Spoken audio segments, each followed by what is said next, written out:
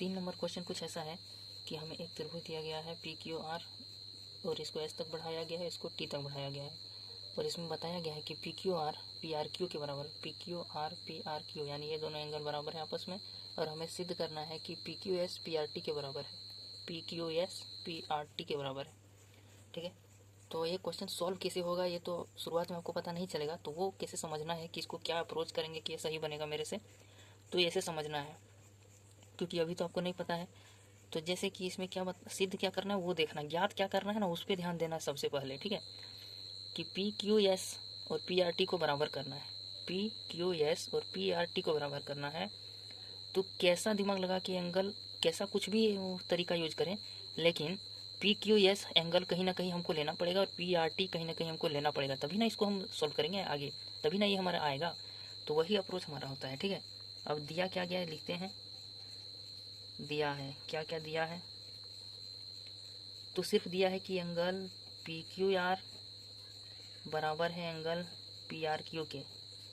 ठीक है, P Q R P R Q के बराबर है सब दोनों। ठीक है, यानी कि ये भुजा और ये भुजा भी इसका बराबर होगा पी क्यू और पी आर। ठीक है, और ये दोनों एंगल बराबर है तो ये भी एंगल बराबर होगा क्योंकि ये दोनों किसी भी त्रिभुज के अंदर का कोण कितना होता है 180 डिग्री, तो ये दोनों बराबर है तो 60-60 होगा और ये कितना आएगा ये भी 60 होगा, यानी अल्टीमेटली सारा भुजा बराबर है। तो उसका खैर अभी यूज नहीं है, लेकिन ये भी एक प्रमेय है उसके हिसाब से मैंने बता दिया। ठीक है, तो उसका भी यूज नहीं। चलो, तो इसमें दिया है कि पी क्यू आर और पी आर क्यू बराबर है। ठीक है, और सिद्ध क्या करना है, देखो यहाँ पे जब लिखा रहेगा कि ज्ञात कीजिए, क्या लिखना है, ज्ञात करना है। सिद्ध कीजिए लिखा है तो सिद्ध करना है ताकि क्वेश्चन से ये मैच करे, और ऐसा ना लगे कि कहीं से रट के आया लिखा है। ठीक है, सिद्ध करना है, क्या सिद्ध करना है कि एंगल पी क्यू एस बराबर एंगल पी आर टी, और ये कैसे होगा वही हमको समझना है। ठीक है, तो अब हम यहाँ करेंगे प्रमाण। अब आगे बनाते जाओगे ना तो एक्सपीरियंस हो जाएगा, अभी अच्छे से बना लोगे। ठीक है, तो पी क्यू एस और पी क्यू आर हम लोग इस तरीके से लेंगे क्योंकि ये सब दोनों एंगल को तो लेना है, क्योंकि ज्ञात करेंगे ना ये सब एंगल को, इस तरीके से सिद्ध करेंगे। तो हम क्या करेंगे कि पी क्यू एस किस में आ रहा है, पी क्यू एस में, और इसी के साथ यदि इसको ले लें तब तो और बढ़िया रेखीय युग्म बनेगा। तो हम क्या करेंगे कि एस क्यू आर या फिर एस टी ऐसा भी ले सकते हैं। ठीक है, रेखा एस टी ले लेंगे। ठीक है, एस टी में क्या है, रेखिक युग्म बन रहा है। कैसे बन रहा है, पी क्यू एस और पी क्यू आर को angle P Q S plus angle P Q are, और ये इक्वल टू है 180 डिग्री के। रेखिक युग्म यही तो मैंने बताया था।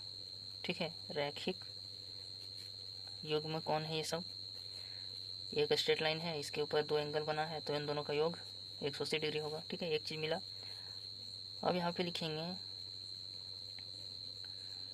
अब लिख देंगे कि अब हम ज्ञात करेंगे फिर से एस टी रेखा पर, रेखा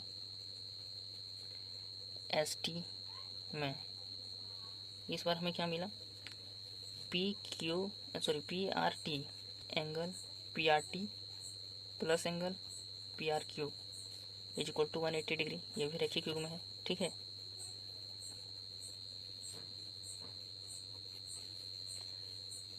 अब हम लोग देखिए यहाँ पे 180 दोनों बराबर है, यानी आर एच एस यदि इसका बराबर है तो एल एच एस भी लेफ्ट हैंड साइड भी बराबर होगा, R H S right hand side बराबर है तो। ठीक है, तो इसको से हम लोग ले लेते हैं, मान लेते हैं इक्वेशन 1, इसको इक्वेशन 2। ठीक है, अब यहाँ लिखेंगे कि समीकरण एक ही चीज़ होता है। ठीक है, हिंदी इंग्लिश नाम है सिर्फ। समीकरण 1 2 तो angle P Q S plus angle P Q R is equal to, इसको left side P R T plus angle P R Q. ठीक है, अब एक चीज़ यहाँ पे क्या देखना है कि हमारा पी क्यू आर जो है पी आर क्यू के बराबर है, यानी ये दोनों कैंसिल आउट होगा। ठीक है, तो पी क्यू एस यहाँ बराबर दे देंगे angle P R T plus, अच्छा इसको एक बार लिख लेते हैं, पी क्यू आर, और पी आर क्यू को हम लोग क्या करेंगे, पी आर क्यू को पी क्यू आर लिख सकते हैं, एंगल पी क्यू आर। ठीक है, यहाँ पूछेगा कि क्यों लिख सकते हैं, तो ऐसे कर सकते हैं क्योंकि दिया है। ठीक है, दिया है, दिया गया है कि नहीं, दिया है।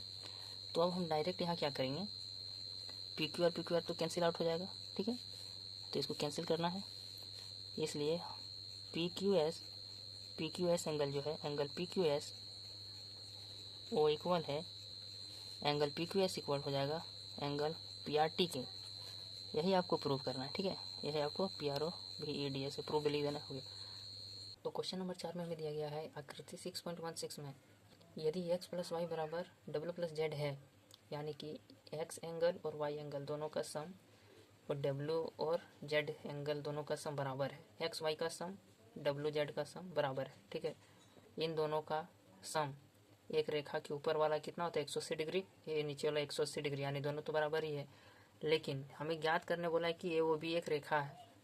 हम लोग रेखी के कब लगाते हैं, जब ये भी एक रेखा होता है, ये वो भी एक रेखा होता है, तब हम लोग ऐसा कहते हैं कि इसको जोड़ेंगे एक्स और वाई एंगल को तो 180 डिग्री होगा।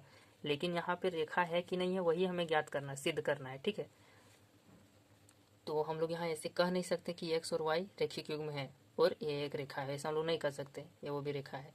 तो उसी को हम लोग कैसे ज्ञात करेंगे, क्या करें कि हम लोग ये वो भी एक रेखा कहेंगे, तो हमें क्या करना पड़ेगा, एक्स और वाई का प्लस करके 180 लाना पड़ेगा, या तो डब्ल्यू प्लस जेड को प्लस करके 180 डिग्री लाना पड़ेगा, तभी रेखिक युग्म का नियम पालन होगा और ये वो भी रेखा हम उसको कह सकेंगे। ठीक है, तो हमारा अप्रोच यही रहेगा कि एक्स प्लस वाई को 180 करें तब ये वो भी एक रेखा बनेगा, या फिर डब्ल्यू प्लस जेड को 180 की डिग्री करें तो वो हमारा एक ये वो भी रेखा कहाएगा, क्योंकि रेखिक युग्म तभी बनेगा। ठीक है, तो यहाँ हम लोग लिखेंगे सबसे पहले दिया है, तो सिर्फ दिया है x plus y is equal to डब्ल्यू प्लस जेड, और सिद्ध क्या करना है कि ए वो भी एक रेखा है। तो इतना लिखने के बाद हम लोग लिखेंगे प्रमाण, और प्रमाण में हम लोग सीधा क्या करेंगे 360 डिग्री लेंगे टोटल का। ठीक है, x plus y plus z डब्ल्यू सबको जोड़ेंगे सारे एंगल को तो 360 डिग्री बनेगा। ठीक है, प्रमाण में लिखेंगे कि x angle x plus angle y plus angle डब्ल्यू plus angle z is equal to 360 degree. पूर्ण कोण है। ठीक है, पूरे का। अब यहाँ पे x प्लस वाई का क्या दिया, x प्लस वाई बराबर डब्ल्यू प्लस जेड।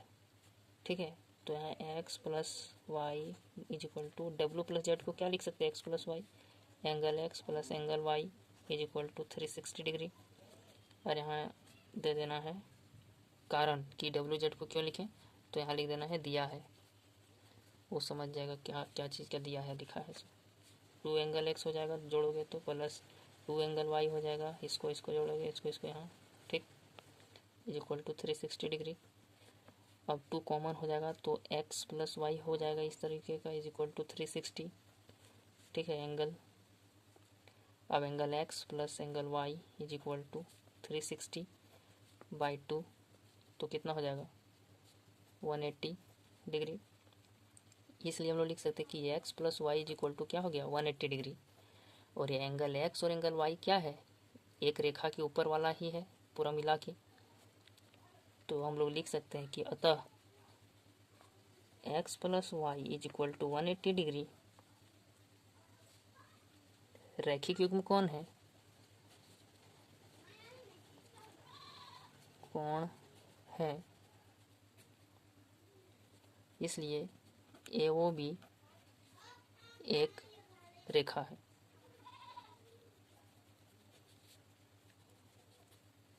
बस यही इसका आंसर है। ठीक है, इतना आपको लिखना पड़ेगा।